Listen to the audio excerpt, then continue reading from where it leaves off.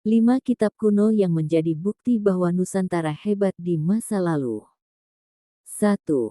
Kitab Negara Kertagama. Negara Kertagama memiliki arti negara dengan tradisi agama yang suci.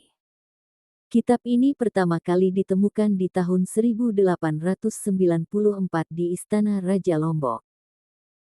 Seorang peneliti bernama J.L.A. Brandes menyelamatkannya sebelum dibakar bersama seluruh buku di perpustakaan kerajaan. Naskah ini adalah naskah tunggal yang berhasil ditemukan dan selamat setelah selesai ditulis pada tahun 1365. Kitab ini ditulis oleh Empu Prapanca yang merupakan nama samaran dari Dang Acarya Nadendra, seorang bekas pembesar agama Buddha di Kerajaan Majapahit saat Prabu Hayam Wuruk berkuasa. Kitab yang merupakan syair kuno Jawa atau kakawin ini menceritakan kejayaan Kerajaan Majapahit saat itu. Salah satu tentang daerah kekuasaan dan juga silsilah keluarga raja. Penemuan kitab ini menjadi bukti jika di masa lalu, Nusantara pernah dikuasai kerajaan hebat dengan tradisi kelas tinggi. 2. Kitab Sutasoma. Kitab Sutasoma adalah sebuah kakawin atau syair Jawa kuno yang berisi banyak bait. Orang yang menggubah kitab ini hingga terkenal sampai sekarang adalah Empu Tantular. Ia disuruh oleh Hayam Wuruk yang saat itu masih menjadi raja. Kitab ini berisi banyak sekali hal hebat yang masih dipakai sampai sekarang. Anyway, tahukah Anda jika semboyan negara kita ini diambil dari kitab yang dibuat pada abad ke-14 itu? Bhinneka Tunggal Ika, yang berarti berbeda tapi tetap satu jua adalah petikan bait dari kitab ini. Karya sastra ini juga berisi banyak sekali pelajaran yang berharga. Salah satunya ada mengajarkan toleransi beragama. Sesuatu yang saat ini sudah mulai luntur. Jika kitab ini masih diajarkan sampai sekarang, mungkin Indonesia akan jadi negara yang damai. Tak ada perpecahan seperti yang sekarang terjadi. 3. Kitab Arjuna Wiwaha.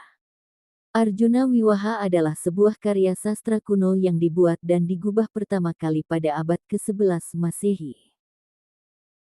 Seorang empu bernama Kanwa menulisnya saat masa pemerintahan Prabu Airlangga yang menguasai Jawa Timur sekitar tahun-tahun 1019 sampai tahun 1042.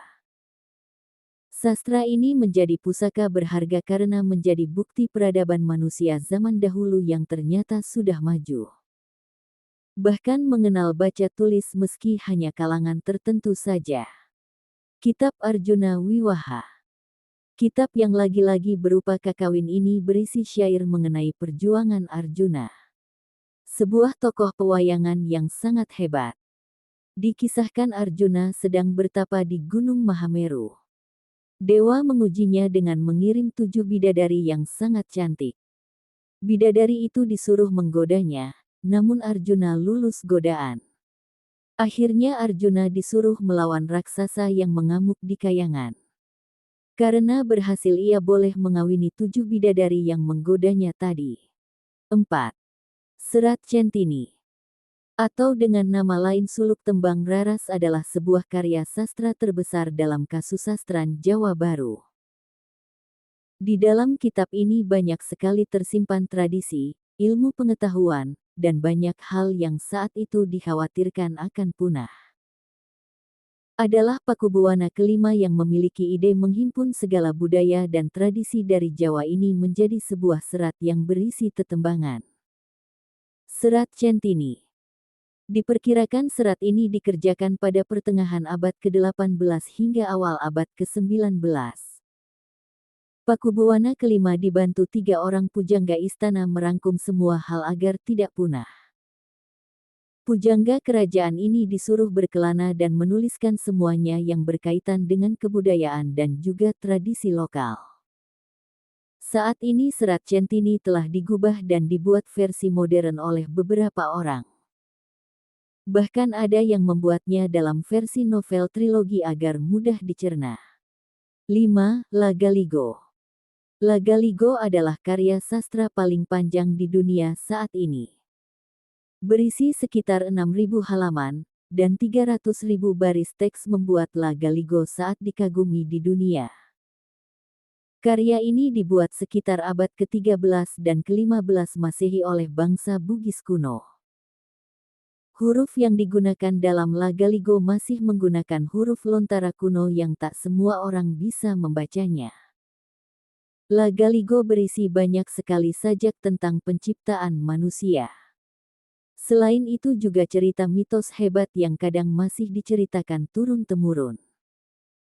Lagaligo dipercaya ditulis sebelum epik Mahabharata ditulis di India.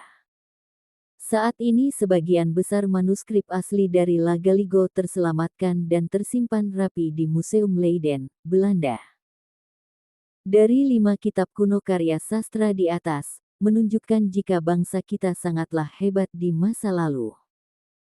Meski dengan keterbatasan, mereka bisa membuat sesuatu yang bisa dibilang abadi.